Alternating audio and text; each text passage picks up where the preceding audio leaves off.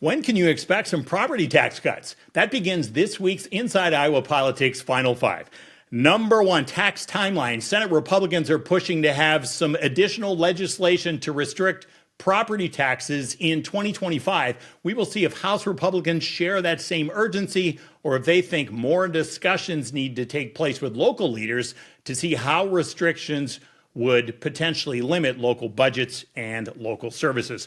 Number two, more requirements. Senate Republicans also looking again at some additional requirements. If you are physically able to work and receiving Medicaid, House Republicans have been resistant to some of these changes in the past. We'll see if that's any different in 2025.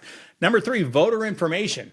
Republican Secretary of State Paul Pate and the Republican Attorney General Brenna Bird are suing the Biden administration. They want access to the federal information that shows whether somebody is a legal resident and thus legally allowed to be registered to vote. They have not been able to get that information from the Biden administration in the past. Let's see if they have better luck with the incoming Trump administration. Number four, Lieutenant Governor. Now, we've been talking about this for more than 3 months, but Governor Kim Reynolds' search for a number two, a name you do not hear mentioned very often, is Ashley Hinson.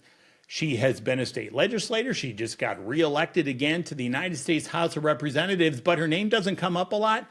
However, if Joni Ernst would leave the United States Senate for a position in the Trump administration, or if Chuck Grassley, who's 91 right now, would retire before his term ends when he'd be 95, then Hinson could be in place to get appointed to fill that vacancy.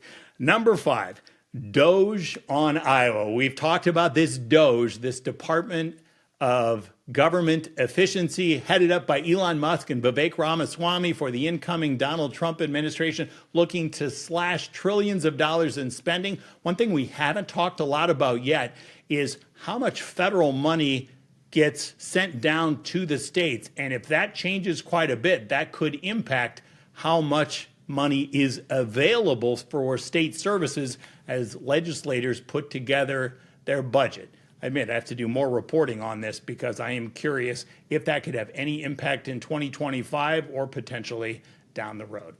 That is this week's Inside Iowa Politics Final Five. I'm Dave Price.